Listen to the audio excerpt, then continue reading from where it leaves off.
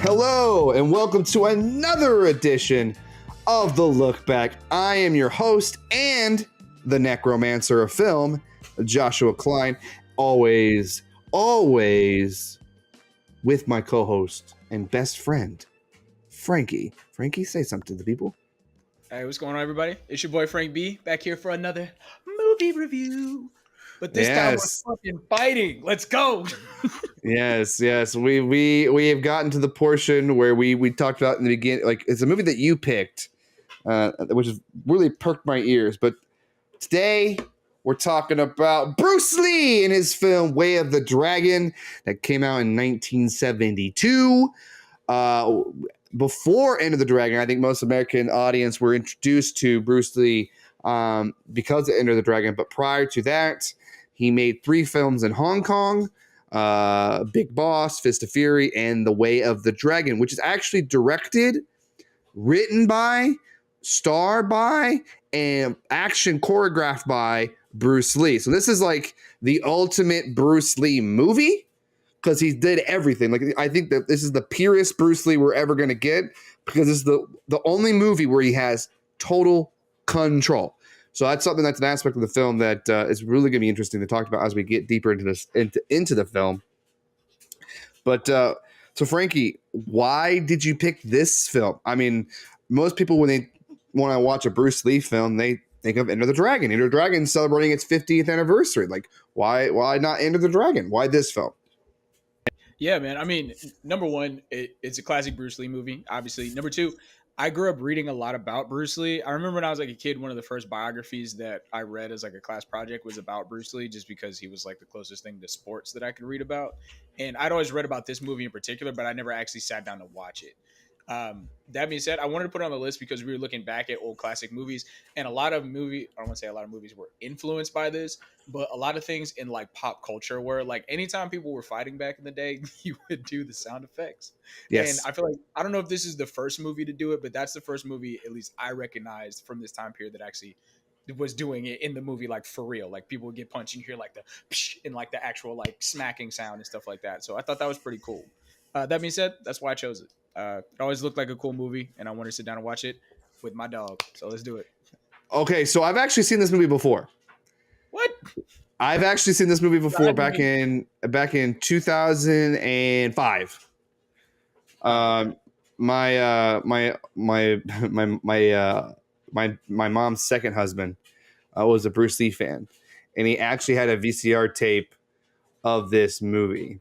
And the only thing I can remember from this movie was the Rome setting and the Chuck Norris, the epic fight at the end with Bruce Lee and Chuck Norris, and the way that Bruce Lee them getting like doing warm-ups before the fight, like that. Like when I think of Way of the Dragon, I always think about Chuck Norris versus Bruce Lee. That's why in the opener I'm like, I mean, this, you set the film up, Chuck Norris versus Bruce Lee. I mean, like, how many Chuck Norris memes of being God and then it's like everything else. But like, this is a film where this is before Chuck Norris became like fucking Chuck Norris, and then technically this is before Bruce Lee became a star. Technically, he's only a star in Hong Kong.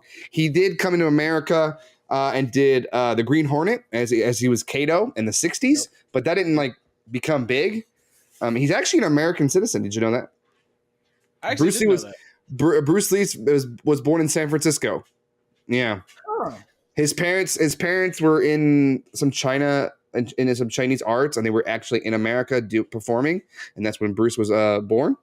And he was raised in Hong Kong, which is different than China at this point, because Hong Kong is kind of a colonized place, and it wasn't for a while that it was separate from China. Mm-hmm. And so imperialism and colonialism really affected a lot. And he wanted to make it in Hollywood because I think he had aspirations. Like, he acted in Hong Kong films before. And this is the film that kind of got him the next film he does is Enter the Dragon. Like, because of this film and the success of this, and I think because of when we talk about the setting of the film, there's a reason why it's in Italy. He wanted to do it in America, which we'll talk about it. There's a lot of aspects. I'm like, this could have worked in America better than Italy. The only reason why they did it in Italy, cheaper. It was I was cheaper literally to about to film say, in Italy. So that's the yeah. only reason why. So yeah, so I'm the Bruce Lee fan. I have seen all his films. All his films. Well, all his martial arts films. He actually was in films that weren't martial arts. So I've seen Big Boss. I just did a report in my film class of Fist of Fury because it's about the Japanese took over Hong Kong and there was a little animosity, and that's why there's a Japanese fighter that's here and he gets done dirty. And I think there's a reason why, because the Chinese people hate Japan. I've seen Way of the Dragon. Enter the Dragon. I just saw. I mean, a couple weeks ago, it was in theaters. Well, a couple months. Well, as the time that this is shown, I saw it in August. I saw it in theaters for the 50th anniversary. And when we get to this, I think I have a take about this film. So before we get into it, how did you watch? Did you watch it with subtitles or did you watch the dub? Because this was originally made in Mandarin.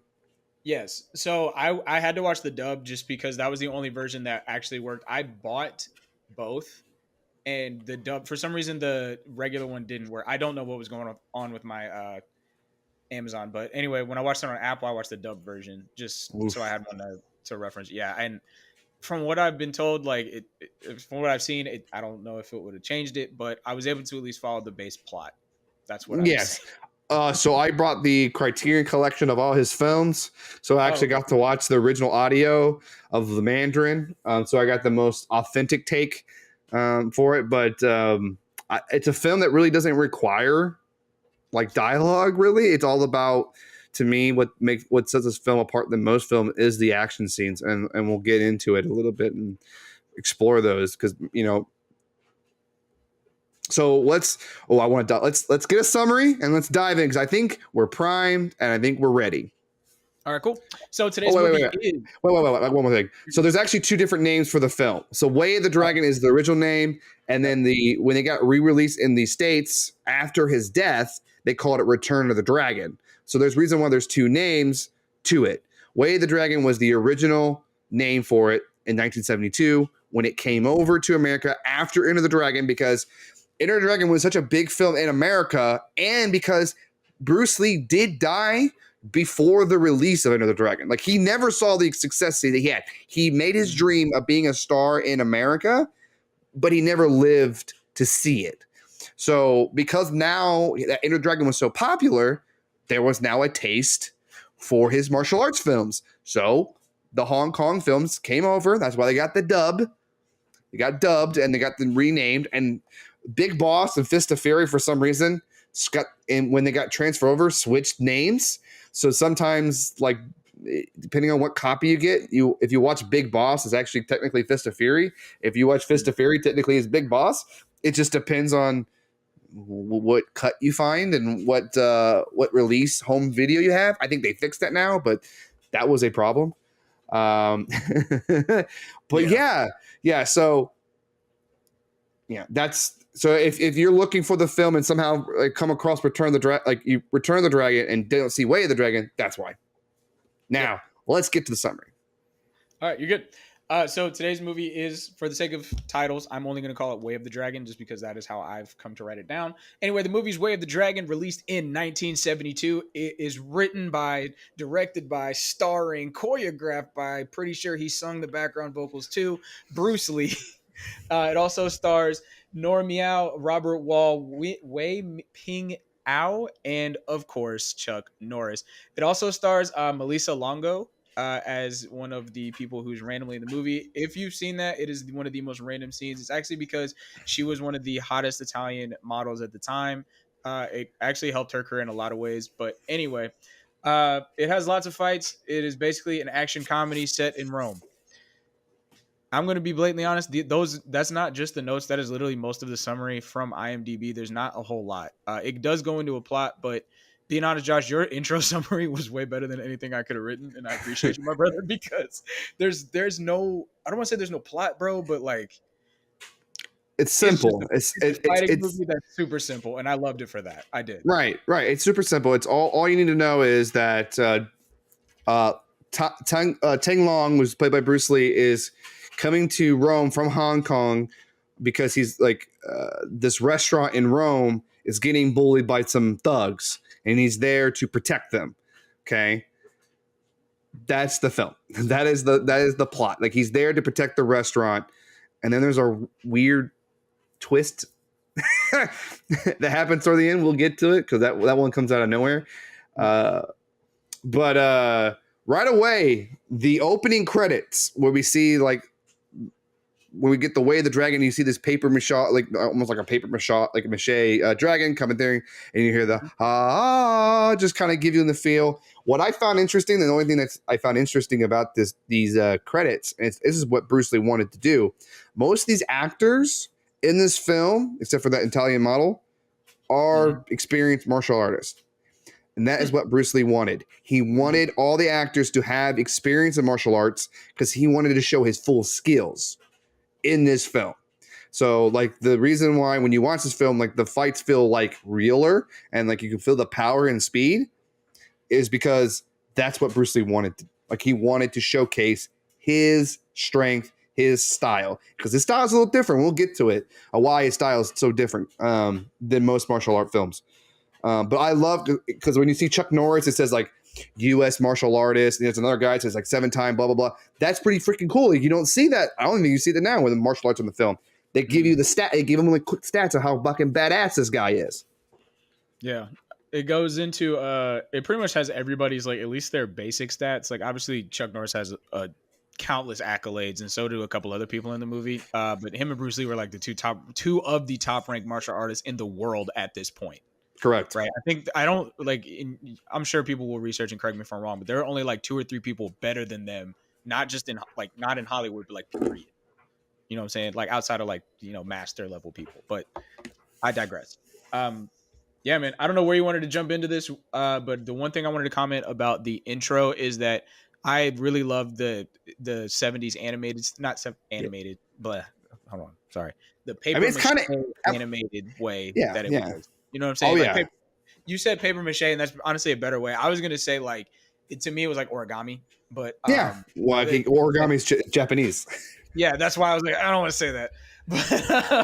Which was interesting because a lot of Japanese stuff that gets brought up, and I watched some featurettes on my Criterion collection that I did not know about a certain weapon that I thought I associate with Bruce Lee so much that is actually not of Chinese martial arts, which is really cool. So yes, so the movie really opens as a comedy. Really, a fish out of water. Like when we're introduced to Tang Long pretty early, and he's in like the airport, and he's surrounded by white people, and he's just kind of quiet, and then the audio is kind of like grumbling. So like it's telling that he's hungry, but he can't speak the language. Now I have a kind of an issue here because it's set in Italy. All the Italians speak English. Now I understand why is because Hong Kong, I think at this point, was colonized by the British at this time. Yeah. So English is more prevalent and they're more used to English than Italian. So, well, and here's the thing too. There's another reason why it's Italian. It's subliminal. It's subliminal. It's kind of, I didn't know this, but it makes sense now. This is Bruce Lee's spaghetti Western. Yeah. So we watched Fistful of Dollars. What that did for Clint Eastwood, like that Western did a lot for Clint Eastwood, done by Italians doing Western. So he wanted to make a spaghetti Eastern, where it's a martial arts film set in Italy. So, and it kind of has that thing because Bruce Lee's kind of not talking at first. I think the first until we meet the female lead, he doesn't speak. Well, because he doesn't know the language, which is. How did you feel about the comedy? I mean, it was hit or miss. It had some moments. Don't get me wrong. Like I like when action and comedy blend together. And there were a couple of times when the people that worked in the staff, when they would get like kind of messed up, I laughed at that. Like the one guy got completely knocked out, and it wasn't just the punch in his face. It was the cut. Because you know how nowadays, like, they'll be like, and so-and-so got knocked out, and it'll show the person, like, laying on the ground all messed up. They kind of did that to him without saying it. It just caught me off guard.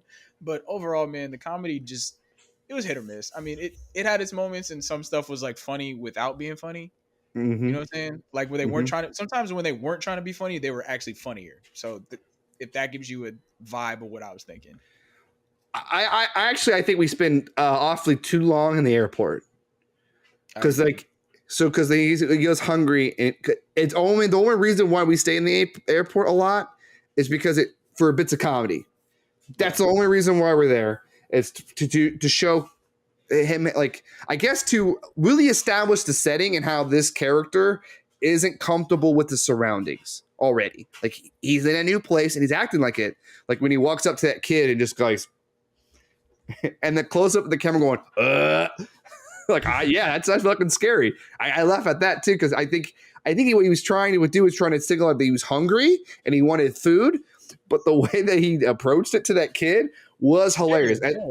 Yeah, and then he goes into the restaurant within the airport. He opens up the fucking menu, and he's like, fuck, I can't read this. Now it's in English. It's not in Italian. It's actually in English. So, but he recognized Campbell because Campbell's soup. Yeah. It's like, and I think he puts the 5 soups. I don't know if it was an accident, but he's like, I want 5 different soups. And he just fucking, even does the belt adjusting thing. I was like, okay, like Bruce Lee. This is what happens when actors can become directors and they have full control, right? They kind of do things that maybe don't service the plot so much. They just want to do it to show their chops. I think what Bruce Lee did in this first airport scene and the runner with him going to the bathroom is just show that he's more than a martial artist, that he can do comedy. And I think his facial expressions, and because I think he took a lot from silent era films in this one, because it's all facial expressions. He's not really talking. I mean, he tries to say eggs. You got the dub version, but in the Mandarin, he mandarins eggs. Of course, the waitress is like, I don't know what the fuck that is. So it's like, okay. So he just kind of points what he wants, gets the soup, and it's just like, okay, cool. And then we meet him and Chin. And then we realize right away that this is the first time them meeting. And what do you think about that little dance of like looking for each other, but not knowing who they were? Did that work for you? I mean, it made sense because on a racial point, like they were the only really 2 Asian people in the whole place. So okay, yeah, yes. But also, like, I thought that was cool because, like, how do you just be like, are you them? I don't know. Are you them? It's like, they didn't have too hard of a time finding each other, but I thought that was interesting. Well, they didn't have cell phones. Yeah. So they can't start call each other. So it's like, I mean, that's what dates the film a little bit because no active cell phones, but I think it adds more to the suspense a little bit towards the middle of the film. But yeah, it's once. So then the comedy, like he has to use the bathroom. Like, can I find the bathroom? It's like, okay, that's funny. And then they get in the car and he's kind of trying to guess what car it is. And it's not getting little answers. And I was like, all right, this is like, this first 10 minutes, I was just like, all right, let's just move. Let's just like, can we move a little faster? Can we move it just a little bit faster? Because I feel like, all right, that scene could have been cut. That could have been cut. Like, I'm already strategically trying to cut the film and make it. It's not a long film, but I'm like, you don't need this. You don't need this. You don't need this.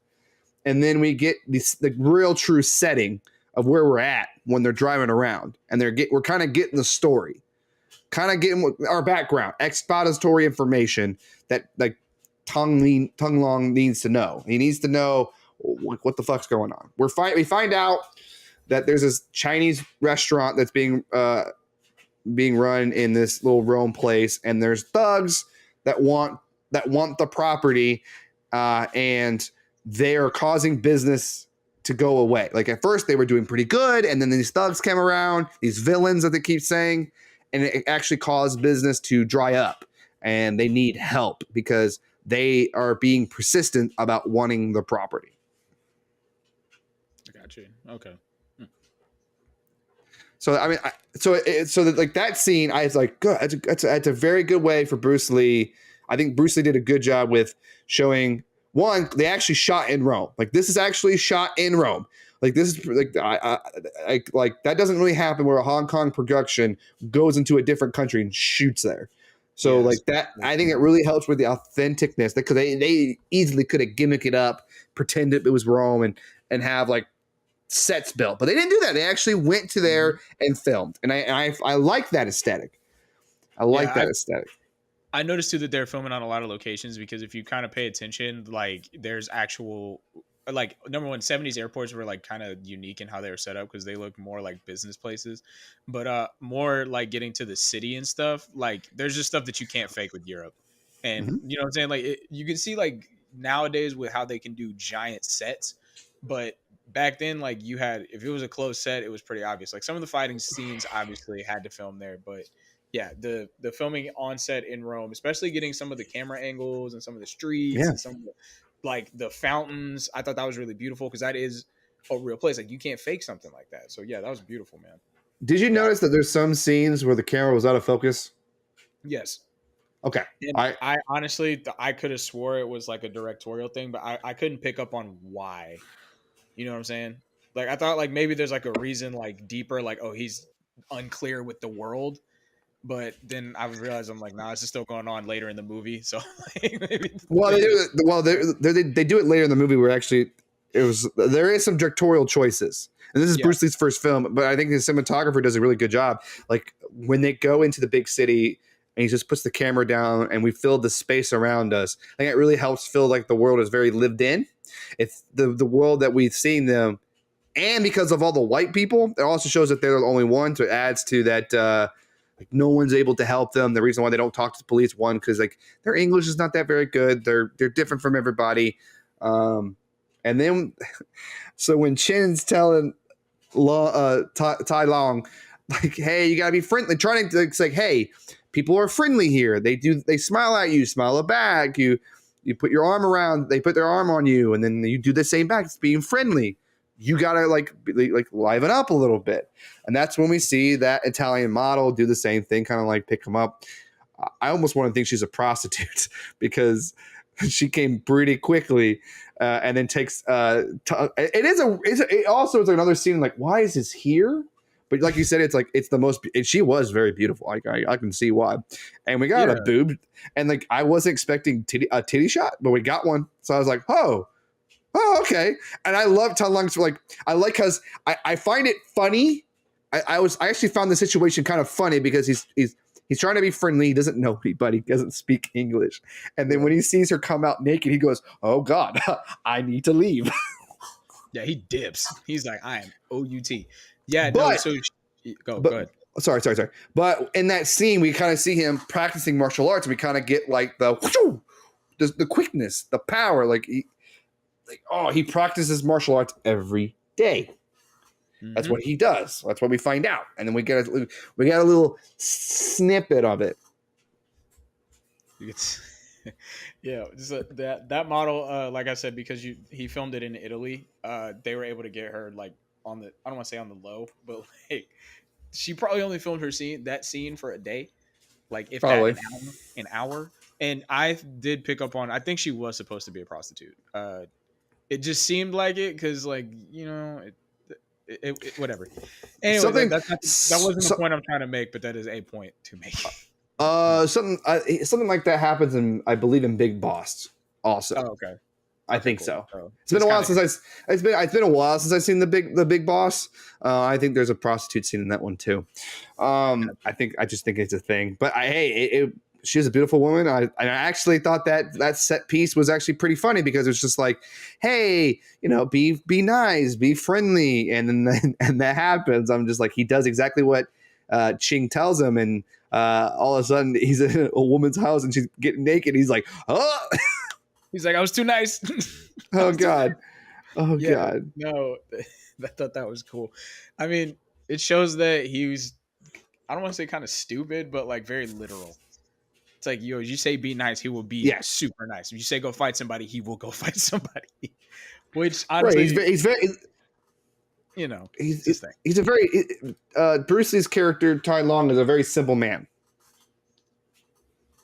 Very simple man, but I feel like a lot of Bruce Lee's philosophies is in this character. Like whatever Bruce Lee believed in his philosophy and martial arts, he built in this character on purpose. especially when we finally get to the Chinese restaurant and we meet everybody around them. You know, we meet Jimmy, Fred, Uncle Wang, you know, and we kind of get the situation going on here. Yep.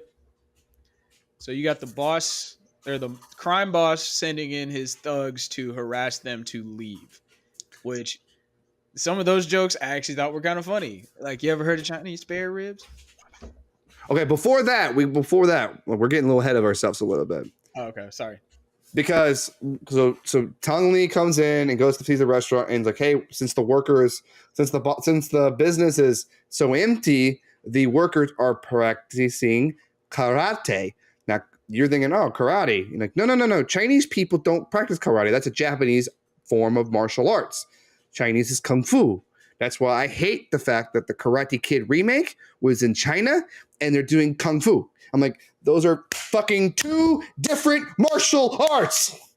Ah, damn. So, okay, so they're practicing. That's fine and funny. So they're like, hey, like, so Bruce Lee's like, well, Tung Lao's kind of like looking at him and he's like, hey, you're doing karate. And it's like, well, I do Chinese boxing, as he calls it. And then Bruce Lee, Tung Lao talks about how he likes using different styles. It doesn't matter, like, exercise. Like, he doesn't think it's, I forgot what the other guy's name is. The guy that he hangs out with, who, not Tony. Oh, An Quen. He's the one that's like, I don't want to learn karate because it's a foreign martial art. I want to do Chinese boxing. And Tung Lao's like, listen, like, exercise is, you know, as long as your body's doing exercise and you're doing something that makes it like in its peak form, where I think it was a quote was expressing yourself through exercise will help your body feel free. Like that line's like I'm butchering a little bit, but that's this philosophy in martial arts. His style is kind of like going away from tradition and adding all forms of martial arts together and using it, which we'll see later on when he fights Chuck Norris character, how his style of mixing it up from tradition is actually the way to go.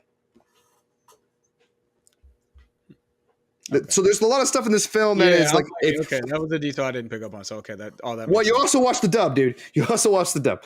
Yeah. I know how different the dub is, and like you got to know that there's different forms of martial arts. Like I think the film does a good job explaining a little bit of it, and when you read the subtitles, it's you know, you get more of it. And they're at like, of course, the white workers guys are looking low on Tung Lao, like, who's this dude? And like, he's talking about how, like, you know, Chinese boxing is not powerful, and Tung Lao's like, yeah, you know, it is if your stance with your wrist can create the power. And they're like, show us. But then the customers show up, so they had to stop. So like there was a tease again of we're about to see Bruce Lee, but we Tung Lao about to kick ass in these pads, and we get teased it.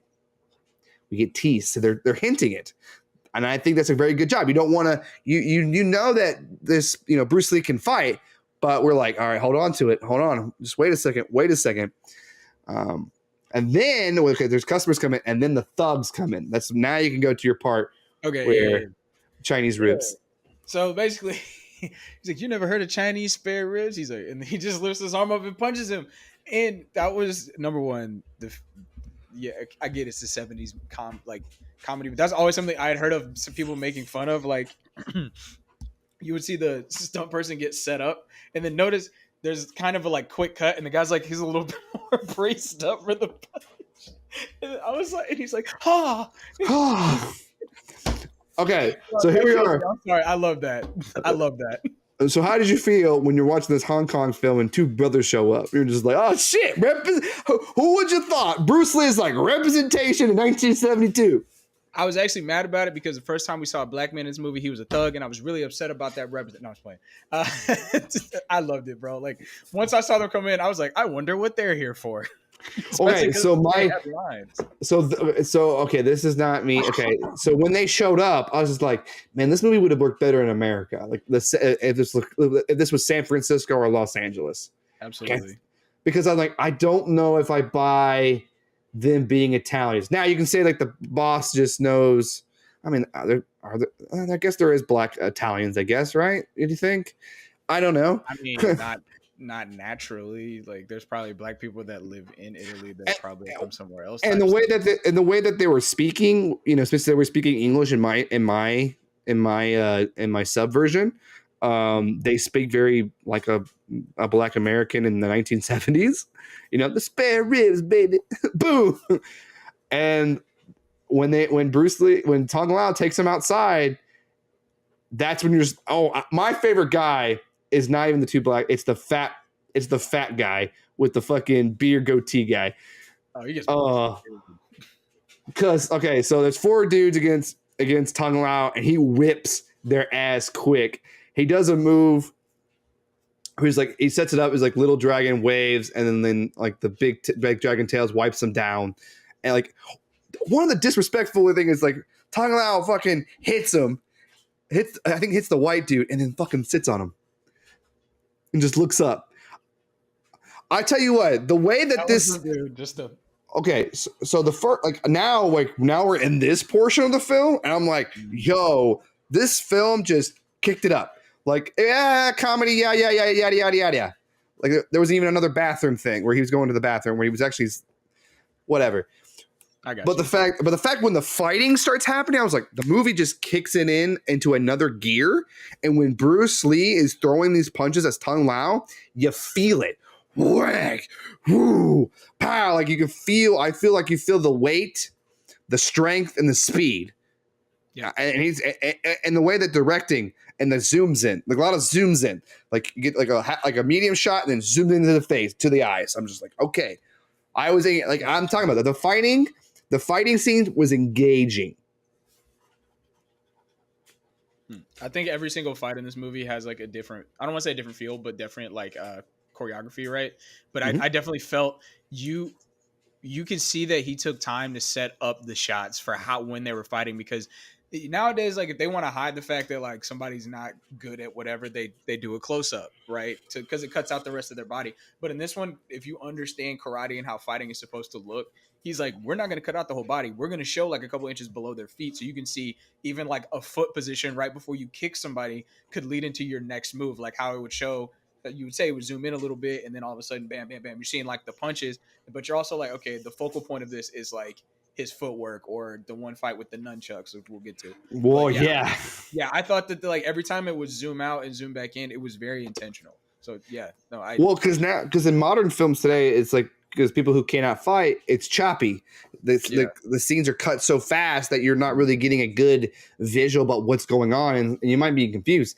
But since the camera is so stagnant and then just zooms in and sometimes stays there, it allows you to see the action. It makes it feel so real. You feel the violence, and so then we meet Ho, and I was like, all right, this is a gay character. Like, it's clear. Like, as soon as he picks his flower up, I'm like, all right. And he goes, ha, ha, ha, and dresses in pink. I was like, all right, another representation. And Ho was a bad guy, but I don't think he was, like, because he's gay doesn't, like, that wasn't why he was bad. Yeah. Yeah. I mean, like, you're probably tired of seeing, like, bad guys being queer. I mean, I don't know I have to look into it. I don't think in Hong Kong at this time that, queer people are looked at favorably, but the fact that it's here, and I like Ho, he's actually a lot of these actors are in his other films, like Chins and like even Ho. Like, I've seen these guys before. Isn't the one dude actually? There's one person that's in most of his films, isn't it? Oh, okay, yeah. So that Colt's henchman that he liked, that he trained, the guy with the black scar, he's in all the Bruce Lee films. Who is that? I don't know who he is. He gets a scene real quick, but it's like, so when we're introduced to Colt for the first time, and he walks in, he has a dude behind him. He's like, "That's my trainee guy." He was fighting the karate dude in the office. So that guy is in all of Bruce Lee films. Like he has trained with Bruce Lee. Like he's one of Bruce Lee's students. Mm-hmm. Yeah, he shows up in Fist of Fear as a Russian. He's in Enter the Dragon. He gets killed in Enter the Dragon. He's the one that rapes was going to rape his sister in Enter the Dragon, and he actually kills him. Oh, yeah. Enter the Dragon's pretty good. Uh, Noted. yes, but this I think the second fight scene is the before we get to the Chuck Norris scene, I love it. Did you know that nunchucks are not a kung fu weapon? It's actually a karate weapon. It's actually a Japanese weapon, and it's. But Bruce Lee is so like my when I think of Bruce Lee, I think of nunchucks because that fucker can move so goddamn fast with them. And I'm like, all right, I'm gonna set this up. So it's like, all right, he beats the thugs up. And then the big boss guy comes in here and like points a like he's like, what the fuck happened? He's like, oh, this new guy showed up. Like, all right, we're gonna go there the next time and like say what's up. So when the boss comes with all his goons, right? Yeah. They all have guns. They all have guns, and the fat guy with the goatee is like, was pistol whipping people. I was like, God damn. He's The like, workers, let's go. the workers were like jobbers in wrestling. It's a wrestling term because the guys are just like they just get beat on. Like they don't do anything effective. They just get fucking beat on. So like when that fat guy points a gun at them, just beats the shit out of them. I was like, wow. And prior to that, we see Tung Lao making spears, like little darts thing, because like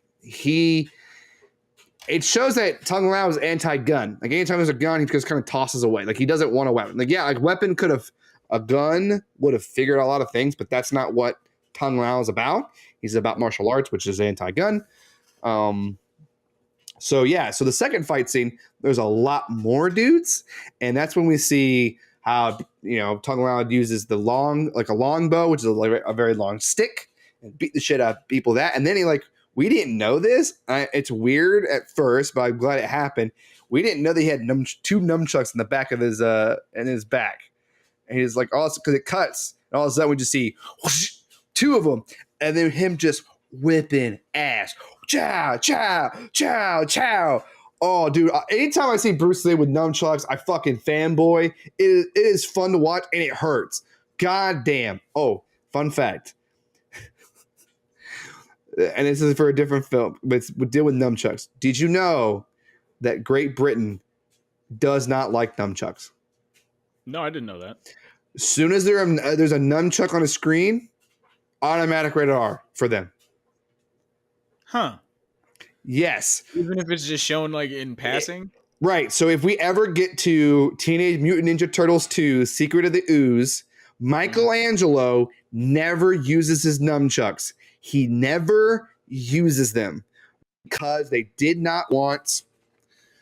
They did not want to get that bad rating because it's for kids. Yeah, yes. That makes sense. Okay. So I find it. I just think of that fact. So, yeah. But goddamn, Bruce Lee, man, Bruce. I love that second fight scene, man. It is hands down the best.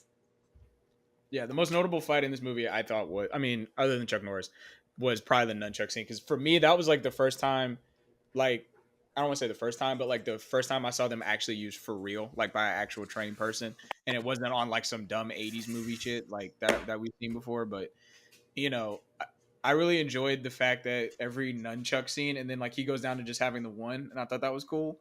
Because then it shows like, okay, he's mastered using this thing. But also when he was he went hit the one dude behind his back, came forward, hit another guy, and then hit a third dude without moving. I was like, maybe y'all shouldn't attack one at a time, bro. Here's the thing. They try to attack multiple times, but he's so quick with those nunchucks. You see him like, bow, bow, bow, bow. And then I love how the fat guy, I guess he's a fat Italian because he goes, Mamma mia. He picks it up, and he's going to use the nunchucks, and then Tung Lao just kind of fakes him out a little bit. He goes, huh, and actually hits himself in the head with the nunchucks. And then Tung Lao hits him again, and he goes, oh, Mamma mia, fuck this. And then just like walks off the screen. I was like, yo, that fucking scene is awesome, man. Yeah. I mean, listen, once the fight scenes start, like I keep saying, man, once the fight scenes start happening, it's just like this film just takes a whole nother life. Agreed, brother. I agree. I think the only caveat I have with the fight scenes, and this is something that I've wanted to kind of say for a minute.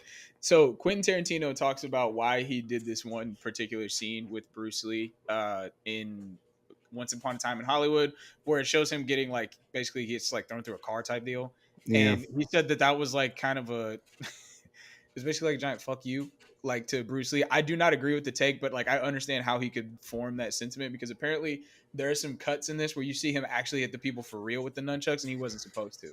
And that led to him having a lot of animosity within the stunt community, which I don't know how true all that is. I tried to do research before this and I don't know any of that. But seeing like I did see a couple of hits with the nunchucks where you could tell he kind of got that guy for real. Because you know how Yes. people they fall, you're like, oh, but like one of them, the dude was like, yo, like they cut real quick. I'm like, all right, I can see like how that you know, I don't want to call it a story, but that urban legend could kind of start.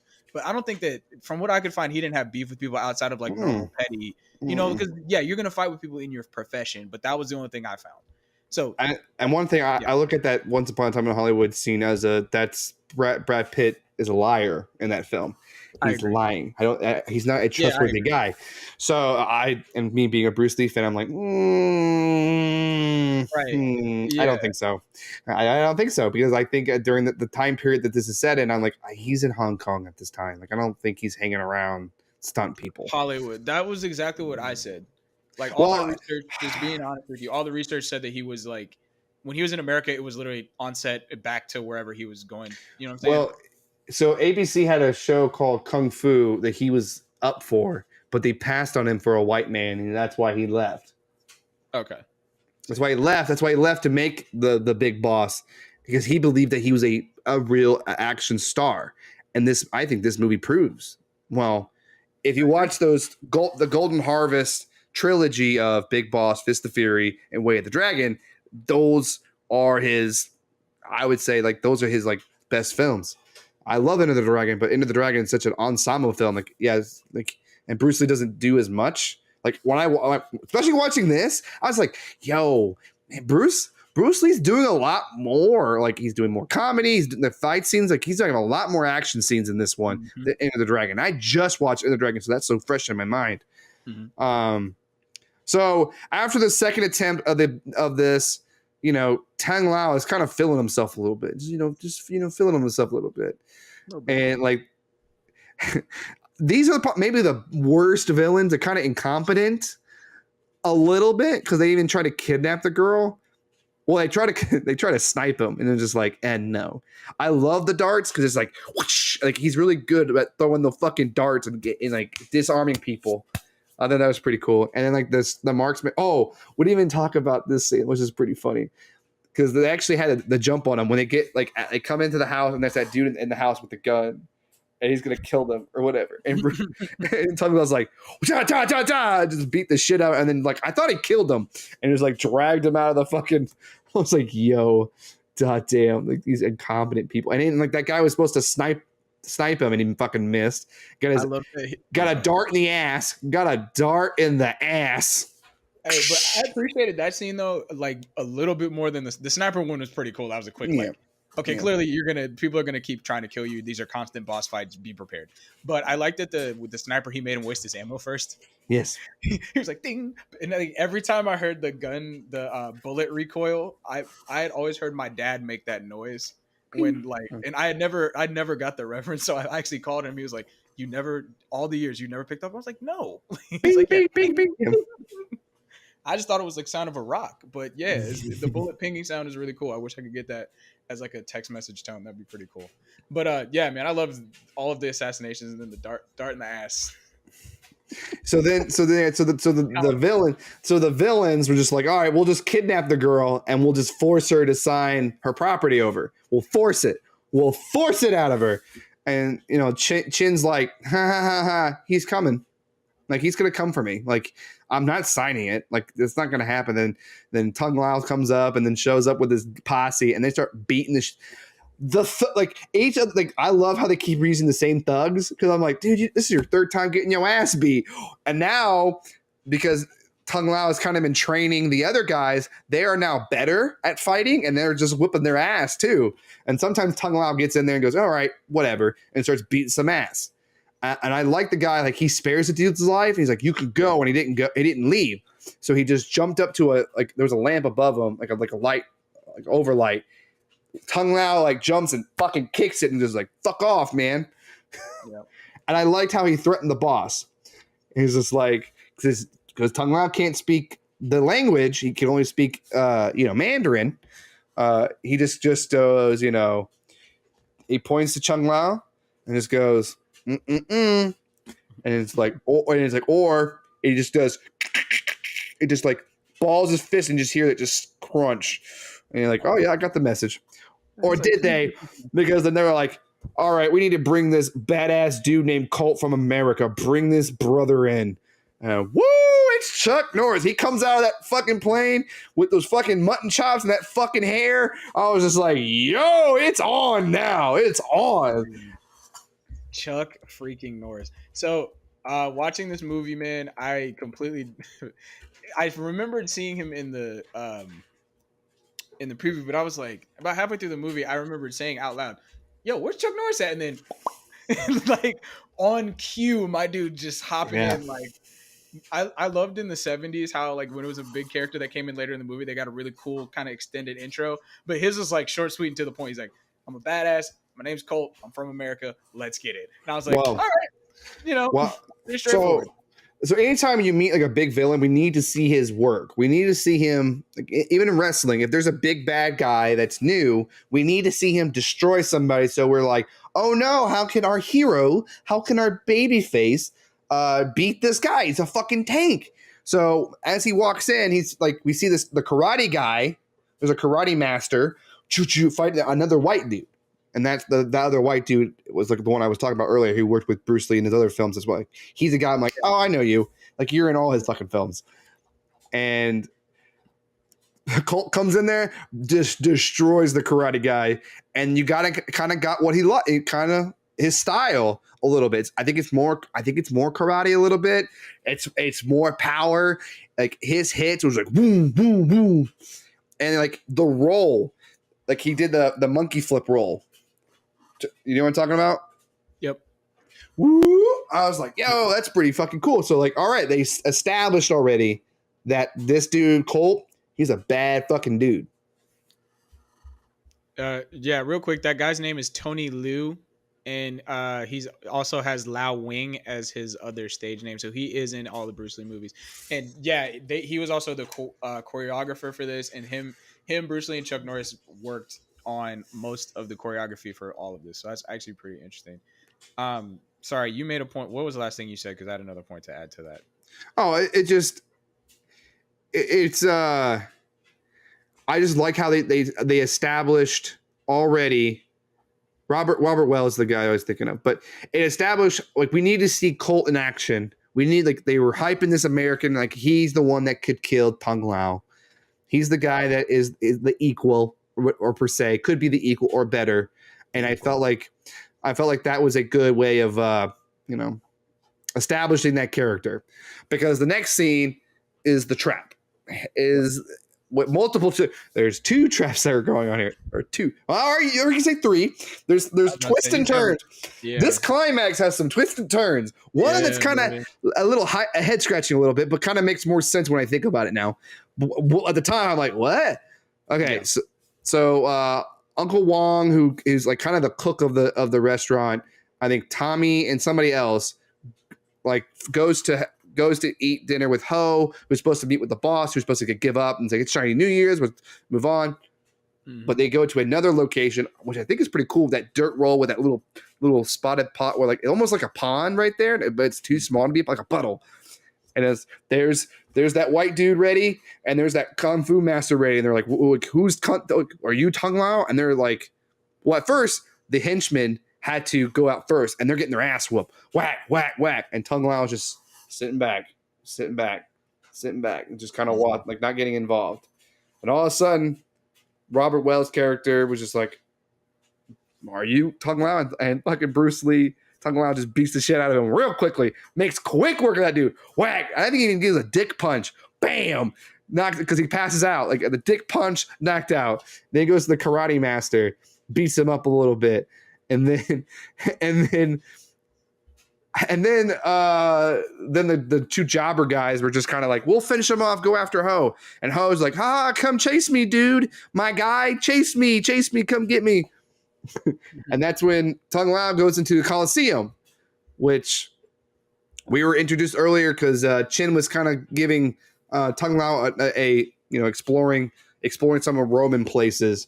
I mean, it's kind of like he kind of misses Hong Kong more. That's kind of what I got from that scene. Yeah. But then we see the Coliseum, and we see Colt on top of one of the Coliseum just looking down at him and goes, and then Tung Lao just looks at him and goes, all you need. They don't say a word to each other. That's it. The fight's fucking on. And then like there's scenes of them trying to, get to find each other. And then it's like cool poses, nice camera shots here. And then they finally see each other. And I like the cats. A lot of cats in this Coliseum. And there's actually a shot like before the fight happens.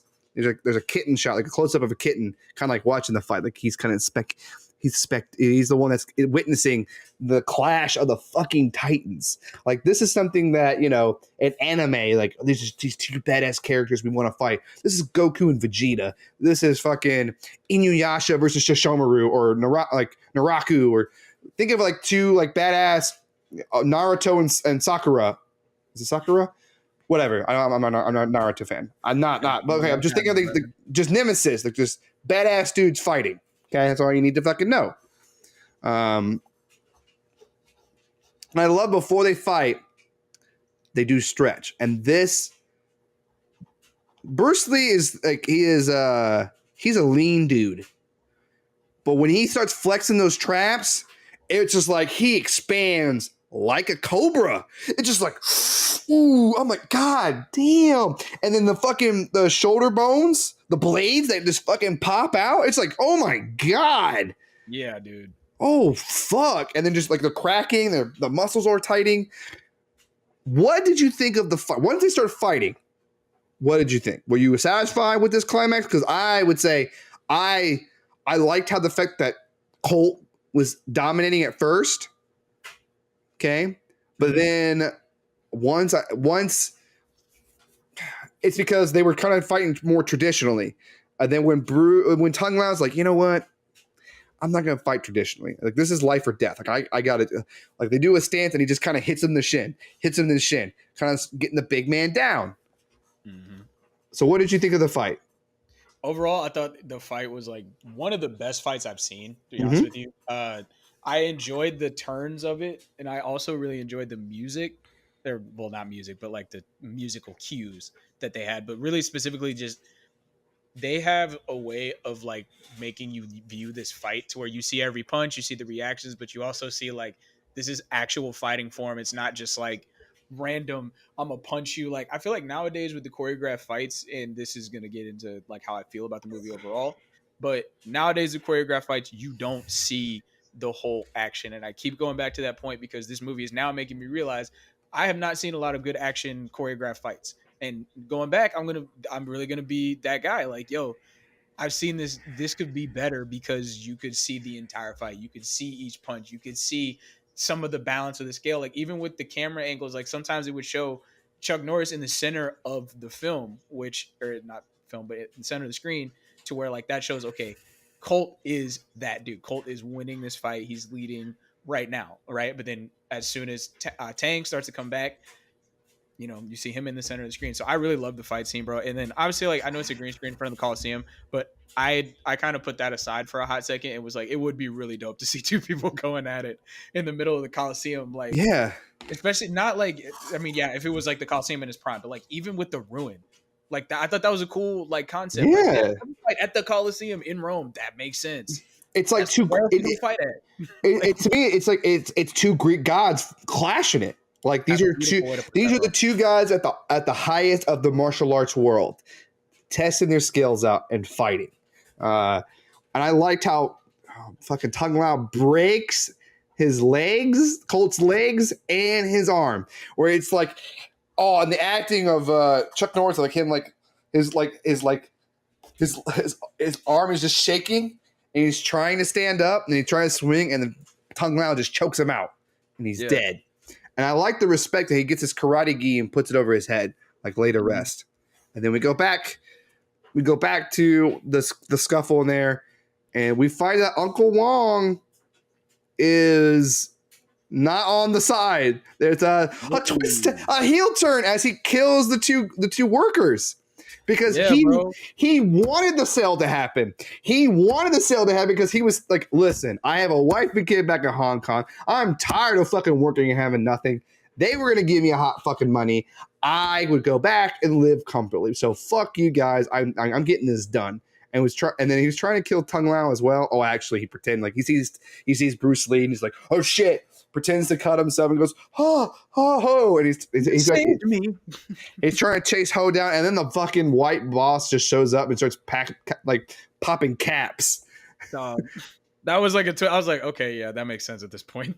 Right. It's like somebody's got to shoot somebody now. So he shoots Ho and he shoots Wang. And I just felt like because he was just racist. He's like, I'm just tired of dealing with these fucking people. Quack, quack.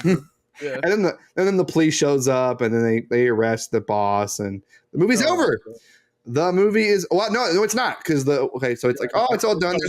There's really no repercussions. They buried the dead, and Tung Lao's like, I guess my work's done. I guess I'll move on, and he goes away. And that's when Chen. We haven't really talked about it, but there is a kind of a love story. I think that Chen and Tung Lao kind of have a back and forth that they could be falling in love. But they never really explore it because they're so focused on protecting and fighting and stuff like that. And I think there might even been a rule that they weren't like they probably couldn't hook up because of the evil deeds that because Tung Lao killed people. They're like, well, you can't have him be with a woman. Oh, really? Yes. Okay, so Fist of the Fury, because Bruce Lee's character killed Japanese people. He could not live. He had to be punished for his sins. And at the end of that film, he does die. I got you. Yes. Okay. Yes. It actually is weird because he actually gets he runs up and gets shot. It's almost the same way that his son, Brandon Lee, dies because Brandon Lee died instead of Crow by blank bullets. And just seeing, oh yeah, that's why the Crow is his only film. And when we get the Crow, that's Brandon Lee's only film. Not only film, but it's probably the one film that he's known for. Yeah, and he died. Here's the thing: he died before seeing the movie that made him famous, just like his father. So there's a lot of similarities. How have I not heard that story? Okay, sorry. We'll get to the Crow down the line. That might entice you. Sure. That might entice you to see the Crow. Honestly, it kind of just did.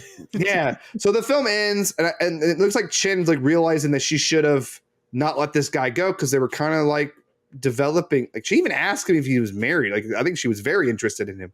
And they did not. She was down. She was down a clown, brother. But yeah, that's the end of the film. So you got anything else to say before we move on to the next section? The next section. Yeah. So one of the notes that I took. Sorry, I was making sure I X'd out of stuff. I talked about Chuck Norris's overall, his what's it called? How Bruce Lee made a point to honor him. That was to show I'm going to say this and go out on a limb. I don't know if this is what he meant to do, but as somebody that did enough karate to become a certified white belt, they talked about how you always show your opponents respect. And I remember I watched one of the few tournaments, and that's actually something a person got injured, and this older Chinese guy, I believe he was Chinese, yes. He took his headband off and placed it on the ground as a sign of I'm no longer fighting. Because the guy slipped and fell not fighting. So I thought that was a pretty cool, that is a part of that culture where it's okay, when your opponent is beaten, you still show them respect as a warrior. And that's something that a lot of MMA guys do nowadays. Deontay Wilder is one where every time he beats an opponent, he never talks trash about them outside of the one dude.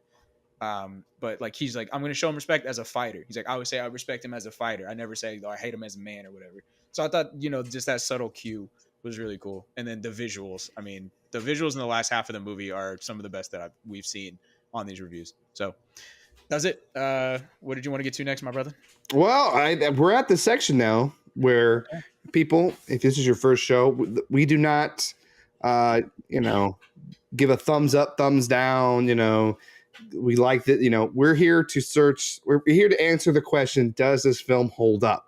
Hold up means can you watch it at any time, and and can you still enjoy the movie no matter when you watch it?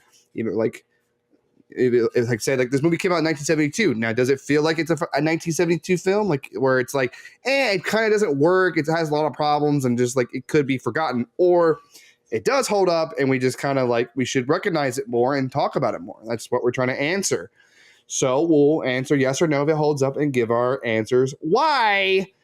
Frankie, take it away. Does Way of the Dragon hold up today? All right, man. Listen, I've been back and forth on this one a lot, but it doesn't. And here's why. It's a 70s movie that it's too different from nowadays, like in a lot of ways, to where I don't think it would work with overall setting and stuff like that. It's a very bare bones plot. The only thing that holds up, and we've been talking about it intermittently throughout the movie, and I'm going to state it now.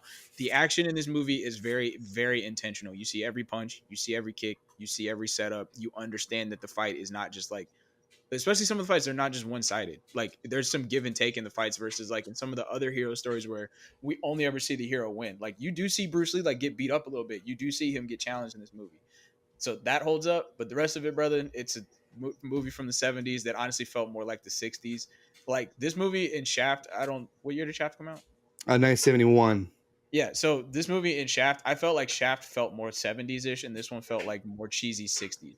But again, I wasn't alive during that time period, so it all kind of blends together. It doesn't hold up. I loved it though. I will end on that. I genuinely had a great time with this movie, bro. Like, you got Chuck Norris, you got comedy. The Chinese spare rib joke is one of my favorite jokes. I'm sorry, but yeah, man. So before I give my answer, I got what you said. It felt like the 60s. You got to think this is not an American production. This is a Hong Kong production film, and they don't have the same amount of equipment that America has. All right, so like that works against them a little bit because I don't think they have quite the equipment that Shaft had per se, because they're not, and they're trying to compete. Bruce Lee's intent was this to be an international film versus just a Hong Kong film. So I'm going to say yes, it still holds up because the story is simplistic, right? Right. It's so simplistic you can really get lost. But the movie's not about the story. The story is about the star power of Bruce Lee. This is the true movie. If you like, what is the big deal about Bruce Lee? I'm putting this film on first.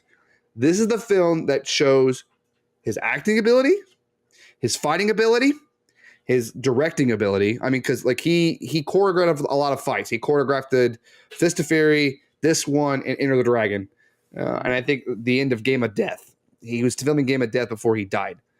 Yeah, and well, the Game of Death is a fucking story because if we ever get to that one does not hold up. And there's a lot of reasons why. But this is, I mean, and the fact that you get the epic battle of Chuck Norris with Bruce Lee, the only time that they'll ever face each other. And I think this film shows like the potential that he had, that he was right to bet on himself and go to Hong Kong and make these 3 films. And this one being the best out of all 3 of those films. Like this is the best Hong Kong film he made. And that's why he got Enter the Dragon. This film was the reason why he got Enter the Dragon made. And I actually feel like this film is better than Enter the Dragon, especially the fight scenes. And the way that, like, you're right. The action scenes feel very real. And I think that what really holds up. And that's the film's, like, main crutch. Yes, the story is thin, but action films are always thin stories. They're always thin. Okay? I can't think of a good action film that had a good story. Superhero films not counting. Like, fighting, like where you have to like have martial arts, like even Enter the Dragon, the story, the plot is kind of thin. Where therefore the action, the martial arts, and when you get to the martial arts, is fantastic. It's really fucking good. Where I think like if you can get past the comedy of the first 15 minutes, and when you get to that first fight scene, you're in. You're hooked in. You're now in for a ride. Okay, I think it does hold up. I think it's a film that gets overshadowed by Enter the Dragon because Enter the Dragon is the more bigger hit. It's the Hollywood hit, where this one doesn't. I mean, this is how this all low is. This film made box office wide in Hong Kong $3 million, and at that time, that was the highest grossing film.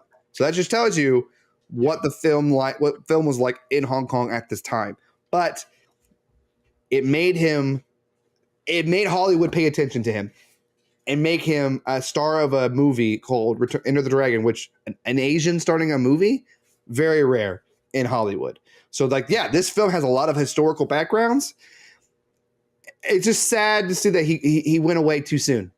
Yeah, because the guy had a lot of potential, and I would love to see what he would have done with it. But that gave Jackie Chan, like, he helped pave the way for Jackie Chan, for Jet Li, Chow Yun Fat. Like, there's other Chinese stars that like came out of the shadow of Bruce Lee and did good things. Like the career that Jackie Chan had, that easily could have been Bruce Lee. absolutely. Easily could. It almost like was supposed to be. But Jackie Chan, and I can't wait to get to some Jackie Chan films because his style of martial arts is more comedy style, which I think really works. So yeah, it holds up to me. All right, folks. When the two critics disagree, one says yes and one says no, that means this film, so it's Bury It. What was the, even I forget. Is it the Bury It, Reanimate, and it's like, I think it's like one arm's out of the ground. a Tombstone? Tombstone, yeah. So it's like named, but it's not like completely dead. Okay. I think that's what it is. Oh, I'm sorry, Dylan. Like, we don't. This is like we don't usually tie. Yeah, we usually agree. No, well, Predator was one. Well, either way, while you looked it up, I was gonna do like an aside about Bruce Lee while we're on the topic.